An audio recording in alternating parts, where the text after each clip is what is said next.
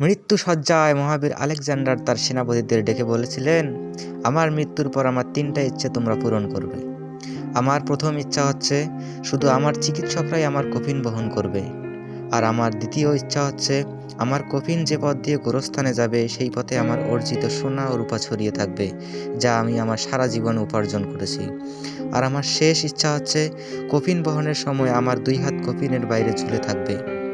তার সেনাপতি তখনই তাকে এই বিচিত্র অভিপ্রায় কেন করেছেন প্রশ্ন করলেন। দীর্ঘশ্বাস গ্রহণ করে আলেকজান্ডার বললেন, আমি দুনিয়ার সামনে 3টি শিক্ষা রেখে যেতে চাই। আমার চিকিৎসকদের কফিন বহন করতে এই কারণেই বলেছি যে যাতে লোক অনুধাবন করতে পারে যে চিকিৎসকেরা কোনো মানুষকে সারিয়ে তুলতে পারে না যদি না সৃষ্টিকর্তা তার পক্ষে থাকেন। তারা ক্ষমতাহীন আর মৃত্যুর থাবা থেকে রক্ষা করতে অক্ষম।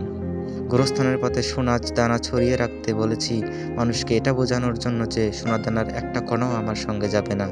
এগুলো পাওয়ার জন্য সারাটা জীবন ব্যয় করেছি, কিন্তু নিজের সঙ্গে কিছুই নিয়ে যেতে পারছি না। মানুষ বুঝুক এসবের পেছনে ছোটা সময়ের অপচয় ছাড়া আর কিছুই নয়। আর কফিনের বাইরে আমার 2 হাত ছড়িয়ে রেখে মানুষকে বোঝাতে চেয়েছি, এটা জানাতে চেয়েছি যে খালি হাতেই পৃথিবী থেকে চলে যাচ্ছি। আমার হাতের মধ্যে কিছুই যাচ্ছে না, আমার সঙ্গে কেউ যাচ্ছে না। আমার দুনিয়ার জীবনের যত অর্জিত সোনাদানা ধন সম্পদ কিছুই আমার সাথে যাচ্ছে না। আমি যেমন একা হাতে এসেছি, যেমন নিঃস্ব হাতে এসেছি, আমি সেই নিঃস্ব হাতেই সেভাবেই চলে যাচ্ছি। তাহলে এই কথার মাধ্যমে আমরা বুঝলাম এই দুনিয়ার জীবন আমাদের আসল জীবন নয়। পরকালে আমাদের জন্য যে অনন্তকাল পড়ে আছে, আমরা সেই জীবনের জন্য কিছুই করতেছি না।